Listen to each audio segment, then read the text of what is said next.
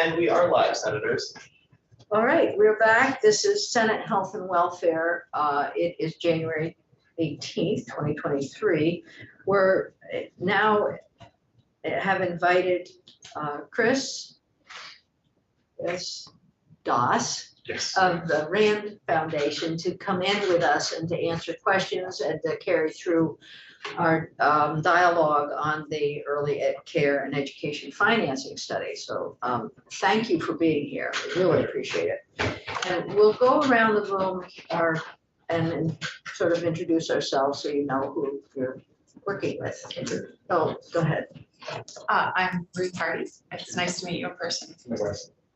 Terry Williams, Rutland. Ginny Lyons. David Weeks, Rutland County. And Elaine Gulick has taken a trip over to meet with the treasurer, but she'll be back as well. Martine Gulick. What did I say? Elaine. Well, that was a mistake. Totally. So Martine will be back. I don't know where Elaine is.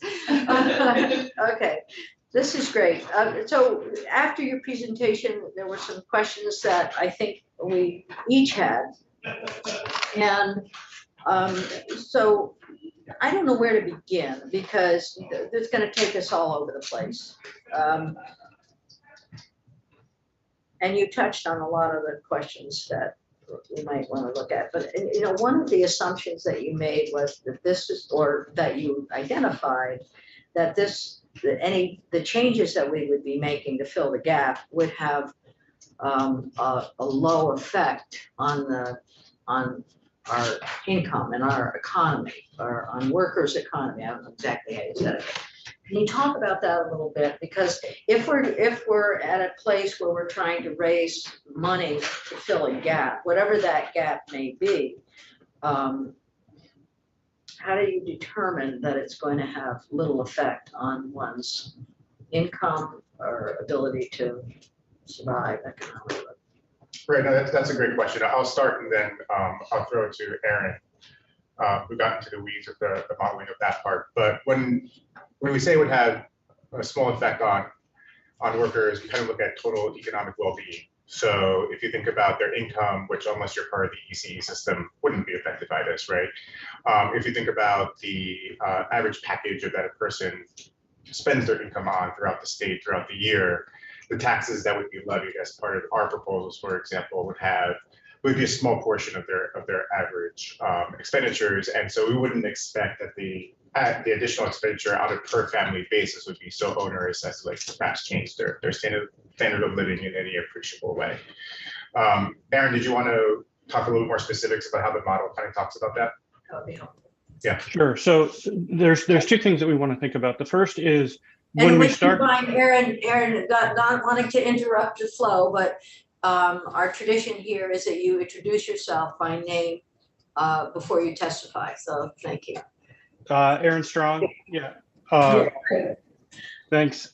So there's two ways to think about this. The first is, or there's two portions that we want to think about this. The first is when we think about increasing revenue to the state through or being able to pay for those subsidies to the early childhood sector, what we're thinking is that would either come from increases in taxes in some sector, whether that's a payroll tax, increase in the sales and use tax, or any of that, or a decrease in expenditures in other areas. So if I think about that on net, what are we doing? We're changing around the composition of income that's coming to the state, which if I increase taxes, what does that do to consumers? That lowers their ability to buy goods, so that we will in some sense see a change in the composition of the economy because of this change in subsidies, change in family contributions, and changes in taxes. That in essence has a very minimal effect on the economy as a whole. It doesn't have an expansionary effect. It really just has a compositional effect. The second portion to that is as we have less costly from a family's perspective early childhood education, that can induce participants to participate in the early childhood education, put their children in childcare, which allows them to participate in the workforce. That second aspect is where that expansion is likely to come from. As those workers join the labor force, And as new employment opportunities arise, we will get this expansion of the Vermont economy that not only will there be additional workers, there'll be additional machines and capital that will cause this increase in income. Our estimates suggest that that expansion of the Vermont economy due to that increase in labor force participation is likely to be on the order of $60 to $200 million. So that's where the expansion is taking place. The expansion is taking place because of that increased labor force participation. There is really no expansion taking place caused by the subsidy and financing system. That's really just a shuffling of the economy. Okay, thank you. And so the determination, the modeling that you used was based on Vermont data. Yes. Can you talk a little bit about how you had the data that you used for that piece? Yeah. So what we've done is there's a company out there called Implan. What Implan does is they take the Bureau of Economic Analysis data on 536 sectors and makes it specific to Vermont or any county in Vermont. And so what we've done is we've used 2019 data developed out of data from the U.S. Bureau of, BEA to calibrate the model that allows us to do these scenarios in terms of financing scenarios, in terms of labor force participation impacts. All of that is done with Vermont-specific data calibrated to 2019.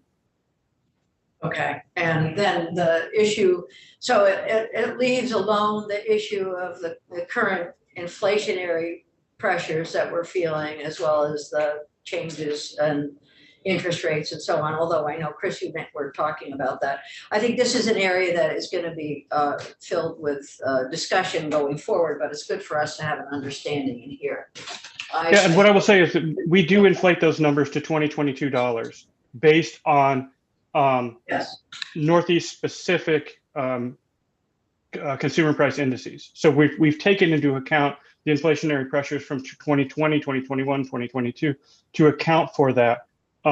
What we don't feel, the most recent data that we have access to when we did this study was 2020, and we didn't think that 2020 was representative of what a long-term stable situation in Vermont would look like.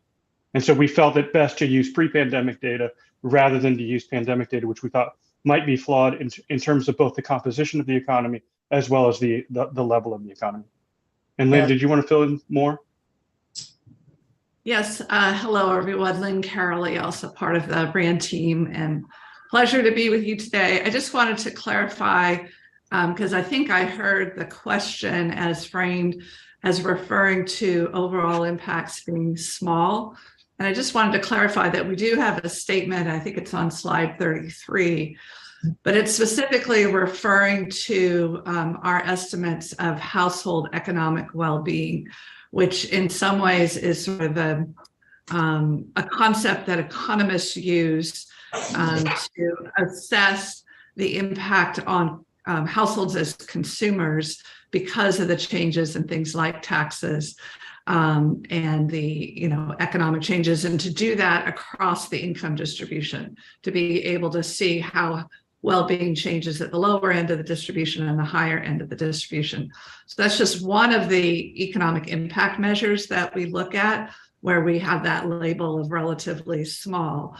But I don't want to necessarily attach that to our findings with respect to the fact that we would expect some changes and increases in the labor force, increases in the overall size of the economy, and increases in tax revenues of the magnitudes that are referenced on the next slide. So I just want to be clear that we're looking at different metrics of fiscal and economic impacts of the policy changes, and being clear about their magnitudes and how you might characterize them in terms of small or large.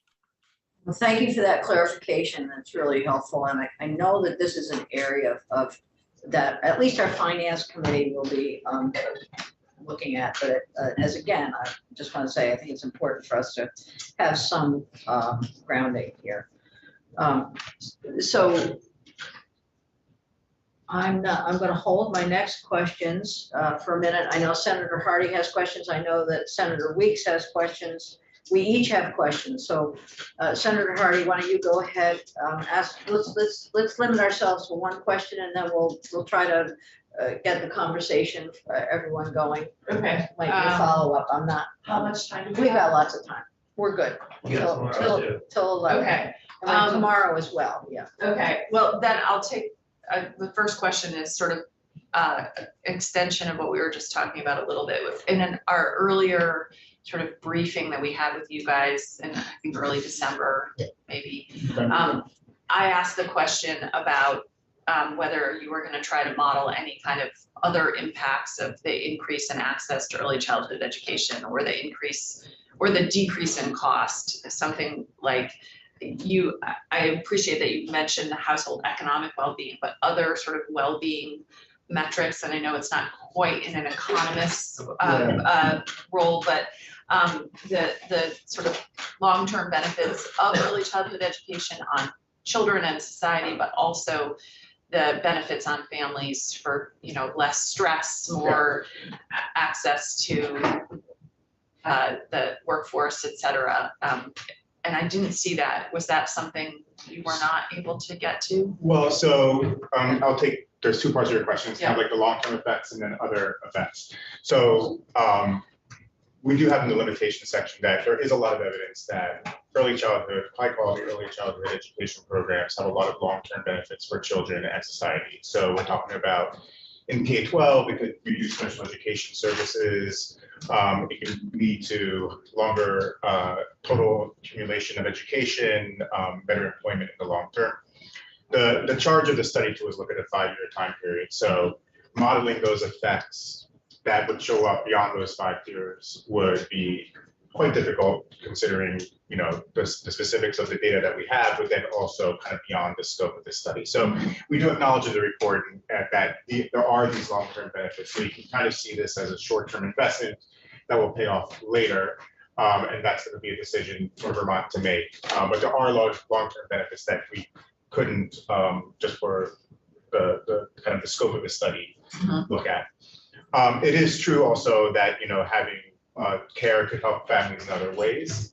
It's just very hard to measure those ways, especially on an individual level and then at scale, and to somehow kind of put that into like the economic model. So that's part of the reason why that's also not in the report. But Lynn, I don't know if you have other thoughts you want to add. Yeah, I'll just quickly add it. Chris is right that, you know, there's a broader research base that shows those benefits from participating, and especially I want to emphasize it's in high quality programs. So just expanding access without attention to quality does not necessarily generate the kinds of returns that are talked about.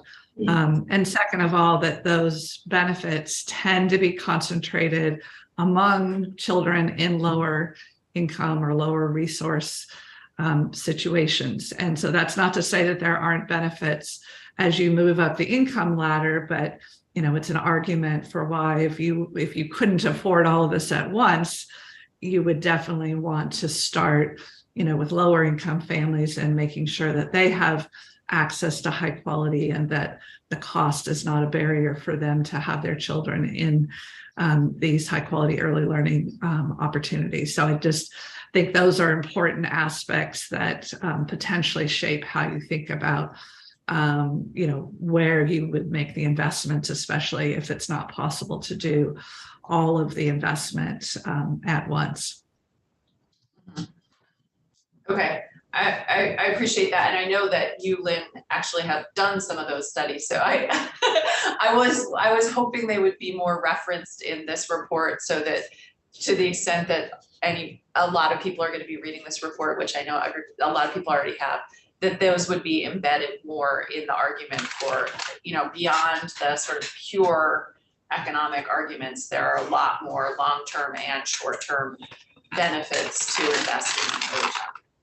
But I appreciate that you had a scope to stick to. I will say we didn't give as much attention to it in the presentation, partly because of time, but there is a discussion in the concluding chapter around these issues, pointing to some of that research and what those findings are. My own reading and contribution to that literature is to be somewhat cautious that there are some estimates that I think overstate those potential benefits. And so, for example, we reference returns on the order of $2 to $4 for every dollar invested.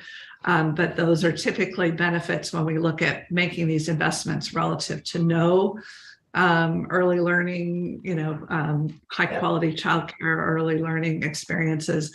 And so it's important to put some of that evidence into the context of today's investments and where we think those estimated returns really are. Yeah, what's the gain? The gain is gonna diminish as you start higher and higher. So, you okay for now? Or? Yeah, I have more questions, but Yeah, I'll take my. we'll go around. Yeah. Senator Weeks. Good morning. Excellent study. Just had one question about any assumptions, as trying to follow the thread through the presentations. Does the study assume that given the demographic block of children, certain ages and such, as they mature, does it assume, to develop the costs and what have you, that 100% of children between age 0 and 5 would be covered in the study, or is there an assumption that some families will raise their own children and such? I just wondered. Yeah. I didn't hear it, so maybe I missed it. No, that's a great question. So it assumes that 100% there would be enough money in the system that if you want the subsidy, you want to send your kid, you would be allowed to. It does not assume 100% take up of that. So we used, looked into the literature to see what would be the likely take up given that. What is that? Lynn, do you have that number off the top of your head of the percent that would likely take up the policy? I don't have the exact number off the top of my head, but I'll just say a couple things. One is that the assumptions are that families would be making choices about how much care to consume. We know from existing data about the number of hours that families, choose to purchase, if you will, of childcare and early learning, that it's across the population. It's not 100%. It's much lower for infants. It grows a little bit for toddlers. And by the time children are 1 or 2 years away from kindergarten, typically we see around 75 to 80% of children at those ages participating in some form of early care and education, not necessarily at a full-time rate. At the younger ages for infants, particularly for families where cost is not a constraint, we might see somewhere between 50 and 60% of infants in care, again, not necessarily at a full-time rate. So our assumptions are that that participation grows as children age from birth to kindergarten entry, and that by removing essentially cost as a barrier because of the subsidies, we would see less of a difference across income levels in the consumption of early care and education than we do now. In other words, more of a convergence, so that children at lower income levels would be participating in care and high quality early learning settings comparable to the participation rates of their higher income peers. I get all that. I heard. I'm still kind of searching for some assumption you used in the study to reach the final number. I mean, the story goes all the way through to the end. And so I think the point Lynn was trying to say is that it's not one number, right? Because it's going to vary, right? But about 50 to 60% for infants, and then probably, Lynn, do you have the upper bound? I'm thinking for like kindergarten grades, it's usually around 8%. Yeah, exactly. So those are the numbers you used. Yes, yeah, exactly. Sure. Good with that? Okay. Senator Williams, you want a question? It's a lot of information, and I'm sure when I read it, I'm gonna have different views on it. But one of the things that I heard was that, maybe I didn't, you didn't use any federal funding to come up with these calculations, or did you? We did. Okay. So we took into account all the federal funding that's currently in the system. So that $125 million number that we use, that's currently in the system, is a combination of the federal funds. So you get from Head Start, from pre-K, from the Child Development Block Grant, and then also the state funds that you're currently appropriated into the system. And we subtract that from the total cost in order to get that gap. I've been talking to a lot of constituents that were in the daycare business, and now they're not because of too many regulations. I guess that question I've got is, do we know what the average price at the ground level was? I mean, do we know what people were paying an average in Vermont for daycare?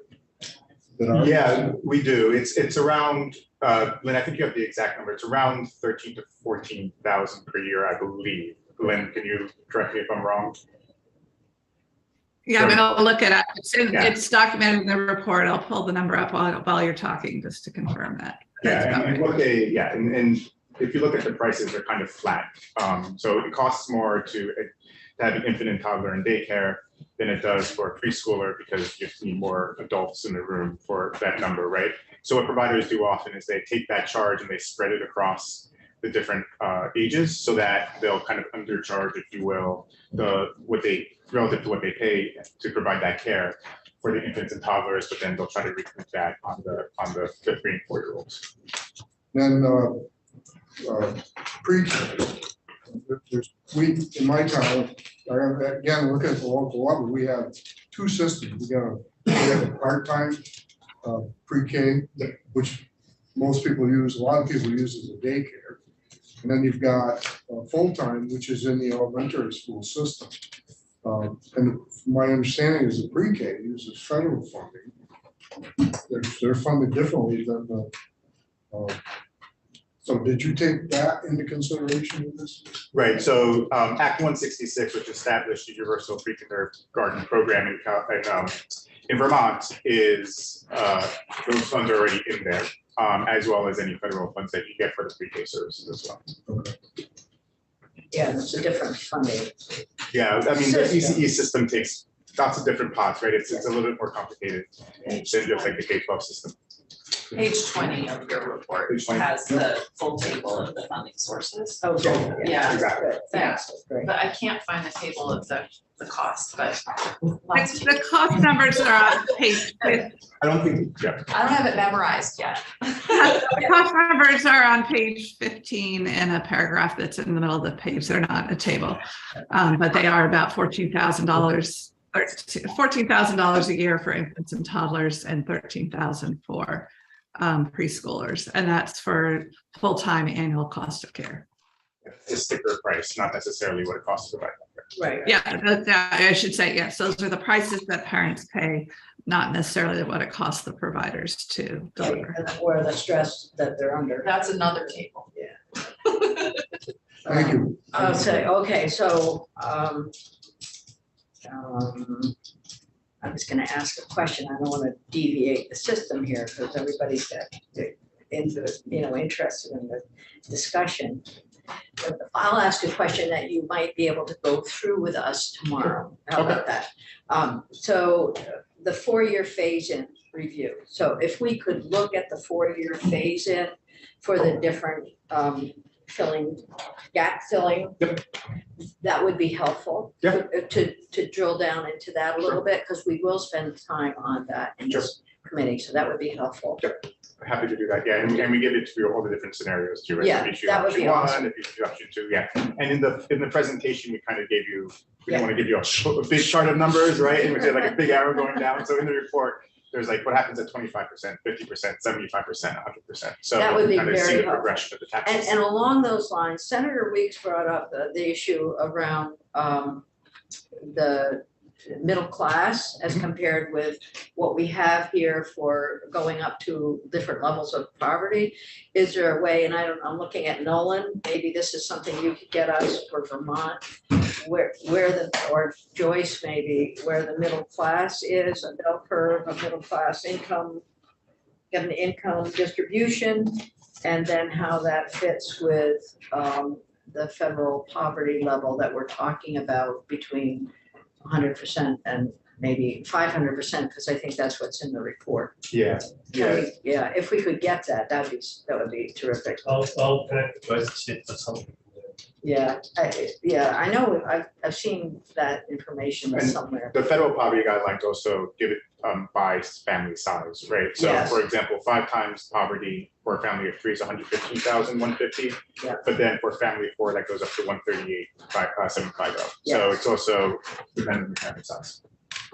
We have- Well, there we go. It's here, but you're right, it does distinguish between family size, and that's really important.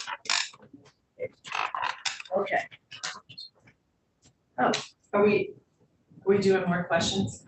We are, so 15 more minutes. I've I asked have- for my information, so we're gonna move back to Senator Hardy. Okay, And when Senator Gulick comes in, she gets some. okay. I'll ask my 2 last questions, and if we don't get to them today, then we can do.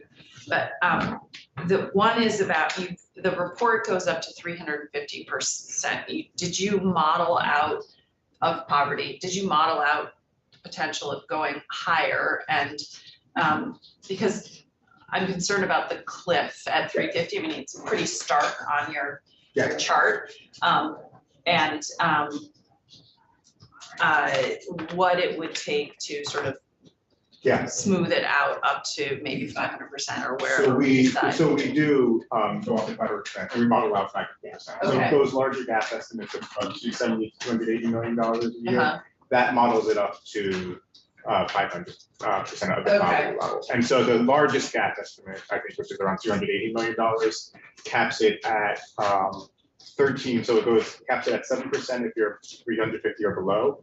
And then it goes up, it caps it at 13% if you're between 350 and 500. So even at the 500% level, you're keeping 13% of the salary. Okay, and the 7%, can you remind me where? you Yeah, got so that? the last schedule says if you're 350% or below, you Uh-huh, cap it at 7. uh-huh, And then for 350 to 500, you increase, but you cap it up at 13%. okay, and are those the 7 to 13%, or are those just ranges that worked, or is there some research behind those percentages? Yeah, what we tried to do is, I mean, Lynn, maybe you can provide a little more context on that, but yeah, they're kind of within the ranges of what you would want to expect that somebody of that economic well-being or Okay. income level would. But Lynn, would you want to talk more about that? Sure, and let me just also note that Schedule 3 uses the 10% cap all the way up to 5 times poverty. So what was a little unclear as we were reading Act 45 and the desire to have a cap on the share of family income that would go toward the cost of childcare and early learning programs was whether that 10% cap or the 7% cap would apply past the current threshold of 3.5 times poverty. So on the 10% cap, we actually did it both ways. So Schedule 2 is what we focus on in the presentation and sort of view that as our main estimate, if you will. But there is a version, Schedule 3, which is somewhat more generous in that 10% cap applies all the way up to 5 times poverty. And one of the things you'll notice is that under these schedules that we use, which get successively more generous, in other words, families paying less of the cost and more of the cost would fall to the public sector, is that we're not changing, each of those sort of lowering of the rates and moving up the income ladder is having incremental changes in, overall of maybe the $20 million that we mentioned at one point.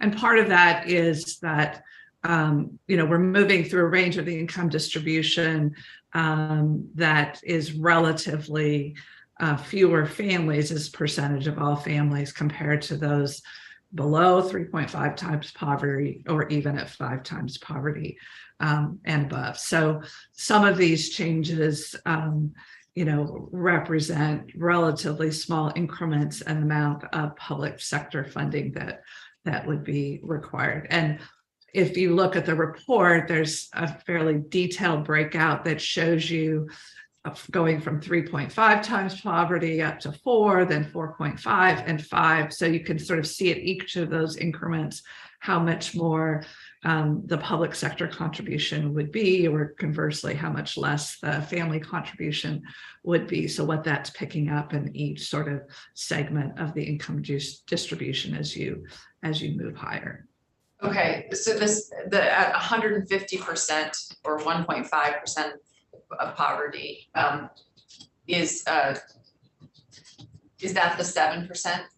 Do you start No. at 7 there? Because No, under 150%, there's no family contribution. No family contribution. That Yeah. would be 0% essentially. So 7% starts at 150% of poverty, right? Yes? No, or not? no, at 100. So this is, I don't know, Chris, if you could put up that chart. I am from that's exactly what I'm doing. Okay. Okay. So what you'll see when Chris puts the chart up is essentially it's flat until 1.5 times poverty.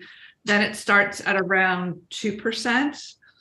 And then it goes 3%, 4%, and so on up to that 10% threshold at 3.5 times poverty. And then it continues to increment under some schedules, and other schedules it's held flat. So you can see that the flat line between 0 and 150% of poverty, the arrow that Chris is using there, that's where it's no contribution. Okay. Then under the current CCFAP schedule, that's the higher line that's both green and black and red. Yeah. And that, so it actually hits about 10%. Again, this is for families of 3 at more like 2.5 times poverty. And so the current schedule goes above 10% for the smaller families, and that's because it's a flat dollar contribution within a given ratio of income to poverty, regardless of family size. So that flat contribution is a larger percentage when families are smaller, like size 3 and size 4, compared to the size 5 and 6 families. So that's why these are plotted for a family of size 3, where these percentages are essentially maxed out. So it's a sliding scale fee across the income distribution, and then it gradually goes up, and in some cases it's capped. And depending upon these schedules, the two schedules 4 and 5, what they do is that regardless of family size, it's always a fixed percentage rather than a fixed dollar amount.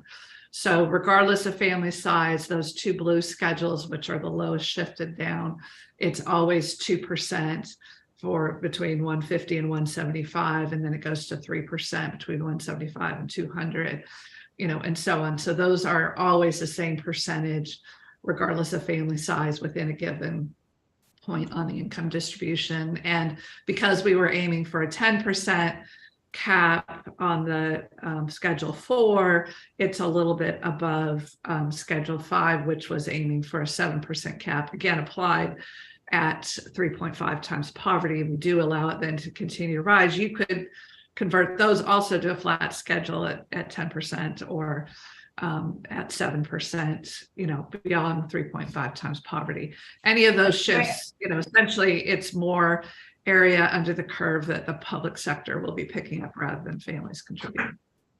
And you're assuming family contributions regardless of number of children, not individual child contributions. Okay. Right. But the family would always pay 3%. Where in the actual report is this, that the table that you? I think it might be good to come back to this again tomorrow. Okay.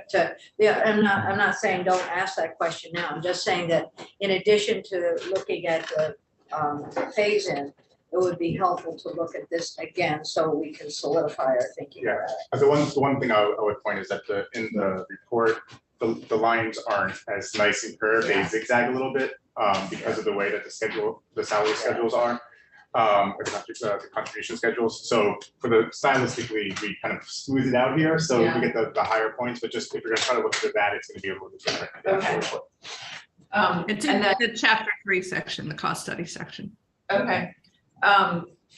The other question I have, which we can talk about more tomorrow, is that I think what in your analysis, you're assuming the same structure that we have now in the overall early child care system.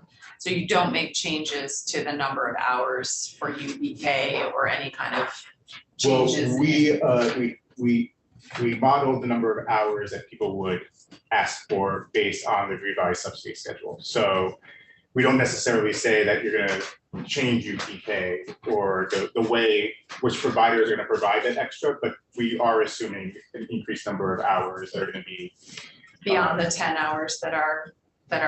Yeah, so we don't really look at it as saying they're gonna take 10 hours of UPK and then 5 hours of private center care. We're gonna say, these are the total number of hours that they're going to ask for. They're gonna have to be provided in some way, perhaps do that through the expansion of the UPK system, for example, but we don't necessarily say that this is where those hours are gonna come from for each of the others. Universal PK program, sorry.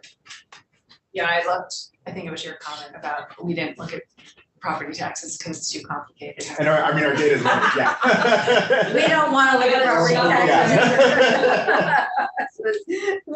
So, okay for now, Senator? Sure, Okay, yeah. so, Senator Weeks, did you have anything further? I do, I'm still back on Absolutely, assumptions. yeah, go ahead. Yeah, that's I'm okay. gaining- And if I say, we go into acronyms a lot, so like if something doesn't understand, please I let us will. know. Yeah. Thank you, I appreciate that. Okay, so assumptions.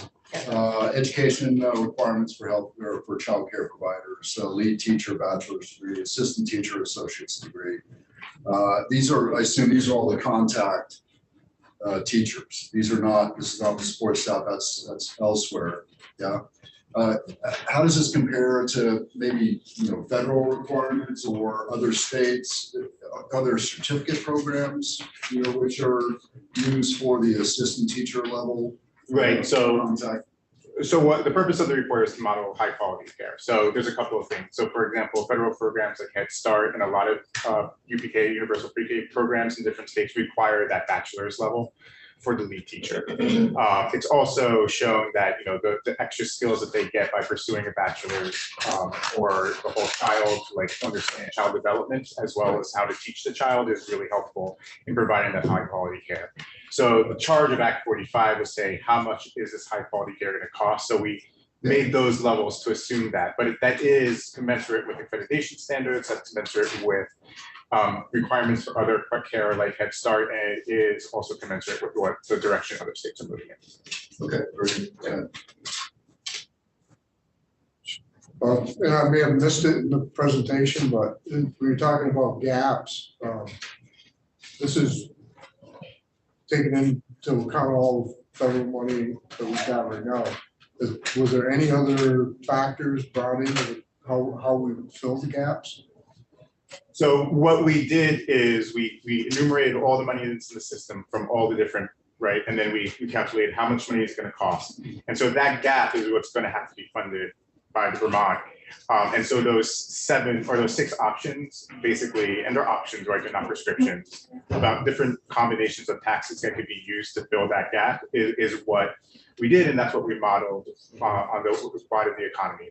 But of course, you're free. It's a basis, right? For you to make your decisions. You might want to go in that direction. You may want to go in another direction. That's completely up to you. So you didn't factor in any employer contributions? We factored employer contributions to what? To fund. I think I can help, Senator. I think if you go to slide. Pull up. Yeah. Let's ask it a different way, but Let's continue post that. slide 25. And I think this kind of gets that. Then the Okay. cost of the system, then you have, there's an assumptions around the family contribution, and then how much is existing in the system. And then you have, what's left is the funding gap. that's the financing part, where they offer a menu of options. So they took into consideration multiple funding options for you to consider. So they're not assuming that there's a payroll tax in the assumption. They're saying there's a $258 million gap. Here's a menu of ideas and how you might fill that. And that might include. So for example, the payroll tax could be paid by the employer or the employee. So that's like one of the options that we model. So I think, Lynn, do you still have you have a question, your hand up to? Yeah, I was just going to add something when. Go right ahead. Okay. So I think we viewed our charge as looking at state revenue sources that could help fill the gap. But having worked with other states, there are some other strategies, and certainly even for Vermont, some of these are relevant. And we reference this also in the concluding chapter. One is the possibility that there will eventually be new federal funds allocated to this system.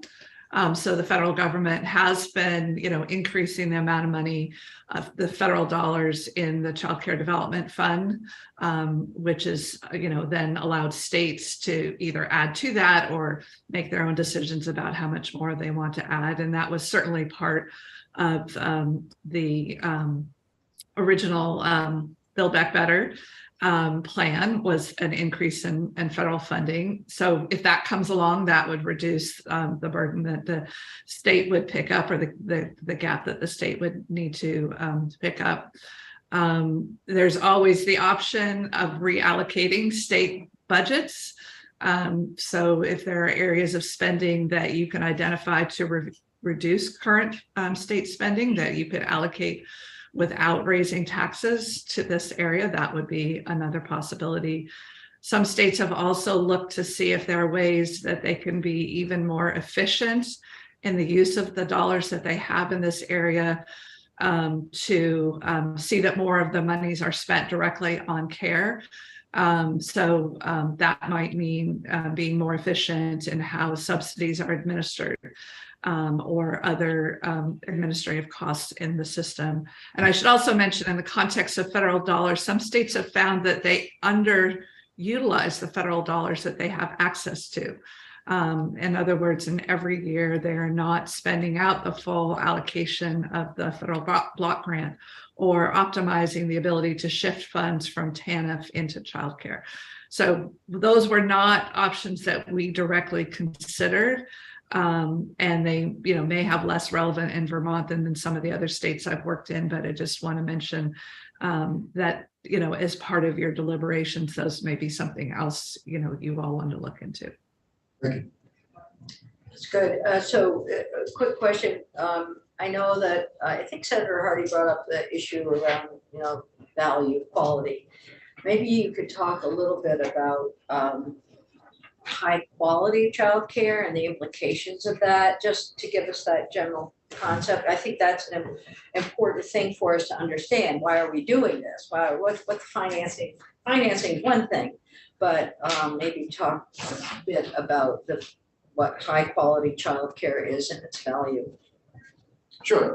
So we talked a little bit about in the presentation, kind of those cost drivers. So when we talk about high quality care, you're talking about cost, the ratios between teachers and kids, so that kids can get enough attention from each of the teachers. So you don't want really large ratios. We're talking about things like making sure that the curriculum you use are evidence-based, making sure that teachers have enough professional development opportunity to further their skills as the field progresses. And it's also things such as making sure that you have rigorous oversight and assessments of the quality of the care through the STARS program, for example. Yeah. So these are some of those features. And the reason why you really want high quality care, something that Lynn said before, is that just mere access to pre-K that's not necessarily high quality won't necessarily get you those benefits, particularly the ones that Senator Hardy was talking about, those long-term benefits that a child and society can improve over the long term. But it's really that these high quality care that really talks about how do you support the development of the child intellectually and emotionally in those early years, because nurturing those types of things in the early years is what sets the foundation for learning and being successful in the long run. So really making sure that the high quality looks at that is what can capture those benefits in the long run. But Lynn, I'll let you add something if you'd like. Yeah, I think the only thing I would add is that this all comes from a very deep base of research, especially in the child development field. But we've also seen a convergence where evidence from neuroscience, for example, has informed our understanding of the importance for brain development during these early years, what's actually happening in the brain based on children's experiences, contacts with adults, with peers, the shape of those environments that they're in and the role that they play in preparing children for school, but also setting a foundation for social emotional development as well as cognitive development. And so on. So I think it's important to recognize that this is a very extensive base of research around child development that informs our understanding of what high quality looks like and then what the benefits are of that high quality. And just to kind of reiterate what Senator Harding said is that, these are long-term benefits that you'll see, right? So it's hard to quantify that in a short-term study over 5 years, but you are setting the stage for the future of the children. So the whole brain and behavior, neurodevelopmental areas are so critical. Yeah, One of my, exactly. The brain is most malleable. one of the when they're young. favorite courses I ever developed and taught. Yeah. And currently there are some folks out there who have benefited from that. Let's hope the kids are benefiting as well. So, this is an area that we don't talk enough about, and then what the benefits are. So, good. And anything you want to add tomorrow on that would be really helpful. Go right ahead. Similarly, the workforce impact, you estimated the number of potential new workers in the workforce, and then the tax impact of increased collection of taxes because of the increased number of workers. Does that increased tax, I think I know the answer to this, but I'm gonna ask anyway. Does that increased tax amount also include the potential increased tax amount for the increase in salaries for childcare workers themselves? Okay, that's excellent, I thought so. And then is there any way to measure or did you measure the workforce benefits to the childcare workers themselves or the sector itself to having higher wages and compensation? So we modeled it in terms of kind of the general statewide, gross state product, and then the increased revenue bases. The workforce is a relatively small share of the Vermont, right? So, in aggregate, you're talking about sure people with higher wages would be better off kind of financially, emotionally, things like that. Again, those are kind of hard to measure, so they're not the fiscal models, but to the extent that they then contribute to the Vermont economy in bigger ways because they have more income, that is modeled. And Aaron, I'll let you add something if you'd like.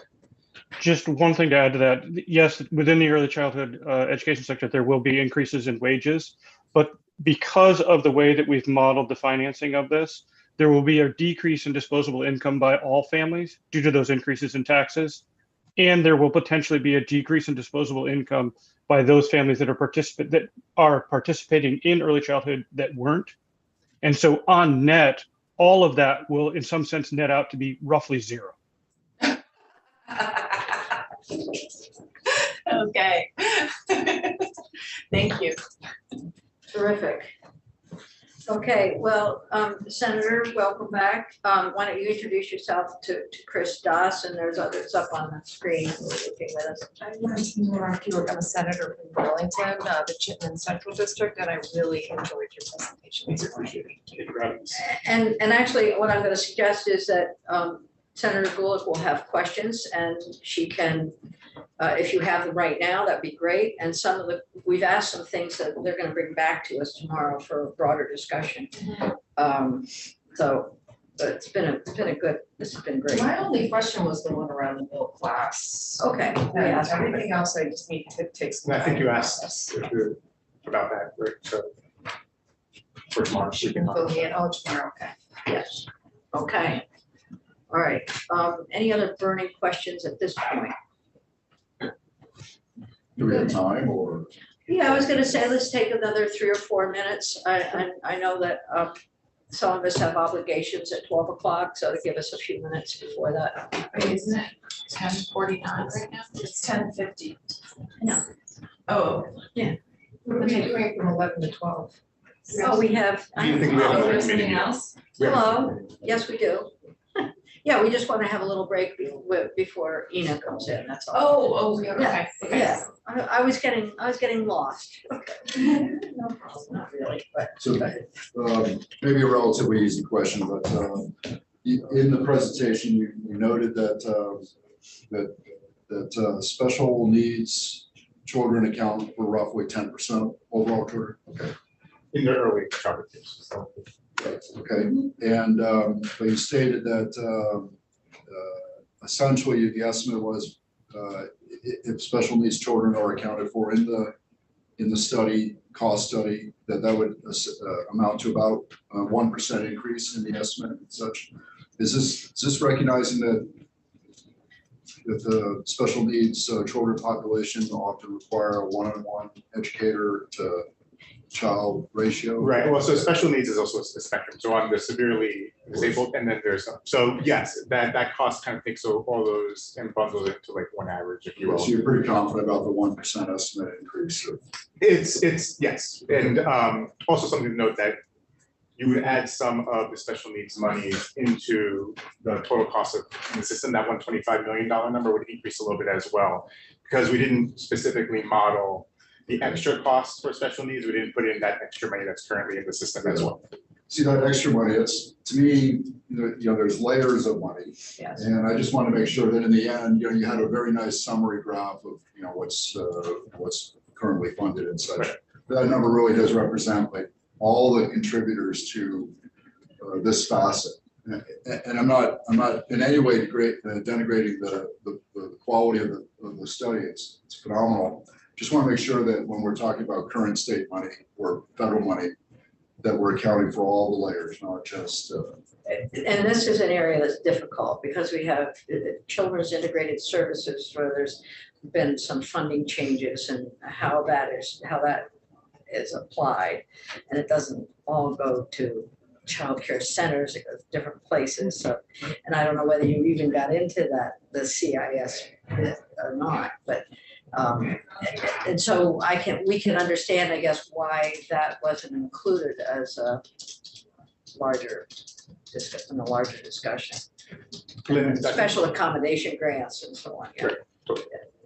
Lynn, do you want to say Yeah, I'll just reiterate that our estimate, the $125 million, does not include the federal funds that come through IDEA, Individuals with Disabilities Education Act, either through Part C, which is for children 0 to 3, which in Vermont falls under the CIS umbrella, or for Part B funding, which is for preschool age children. So those funds are not being counted as part of the system, leaving them available should you want to increase that number to account for what would be the incremental costs over an already high quality system to serve children with that full range of special needs.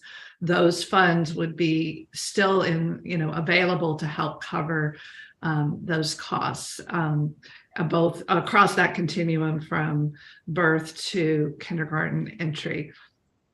So just want to be clear about that. And, part of it is a complex sort of set of funding streams, and not all of it is the equivalent of providing childcare and early learning. Some of it is for other kinds of, special medical care and other outside of those kinds of care settings, services and supports for children in those early years. So because it's difficult to separate that out, we didn't want to confound funding that's being used for other purposes in with our estimates for directly for early care and education.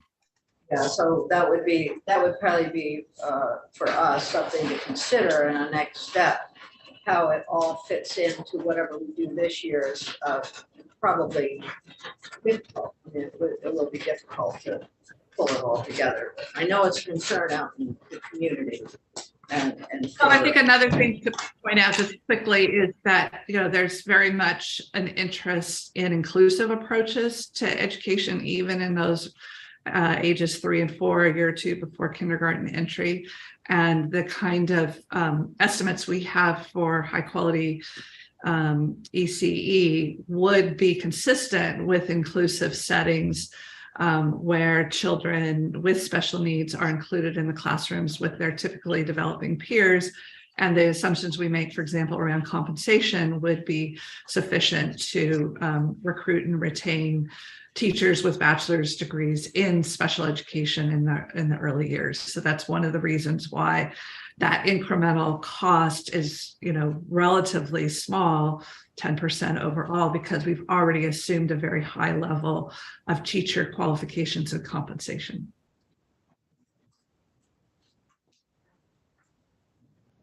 Okay, one last question. I don't have a question, it's just. Oh, good comment, terrific, yeah. Because even though I hear you, wanting to have the special education funding included in it, I think it makes sense that you have not included in it because, as I think Senator Lyons said, it's often for very specialized services for individual kids, not as a sort of access to childcare directly. They may be accessing those services within the setting of a childcare center or pre-K or whatever, but the funding is for the services to address a specific disability, not access to childcare. So Right. it does, I think, make sense. And that's a very good way to approach it, and but it is also difficult if you're in the childcare center itself. I'm gonna say something. Yeah, no, I just, given the 10% estimate of children with special needs and given the continuum course, I just want to make sure that that 1% estimate was really reflected and those costs were embedded there or somewhere else. That's all. Yeah. Not really. I think we're gonna call it a wrap for today, and then we'll be back. I think this today gives us additional time to go through the report, look at your slides again, and bring more questions. Aren't you glad? And then we also had asked for some more specific information, and Noel, go ahead. Two things. One, does anybody need a hard copy of the report? Yeah, hey, I just, I asked the copier to pick up. Oh, I have some on me. Yeah, I would love a hard copy. Well, I think okay. we all, in this room, I think we all deserve to have a hard I already have one. Okay. Well, here, I have 3 on me. When you lose it, then. And just keep those copies and just give them back to me, some begin on. Gotcha. So. Are you the only one here in person? Did you draw the short straw? I am the closest physically to Vermont. Yes, I believe It's also. It's on our webpage. And it's posted with notes. Like that, right there, that's how it's posted. It's terrific. It's terrific. Thank you, Lynn. Thank you, Aaron. We're gonna go offline now. And then. So we're back tomorrow, so if you have more questions. Yay. So everything you missed, we'll just redo it all again. Okay.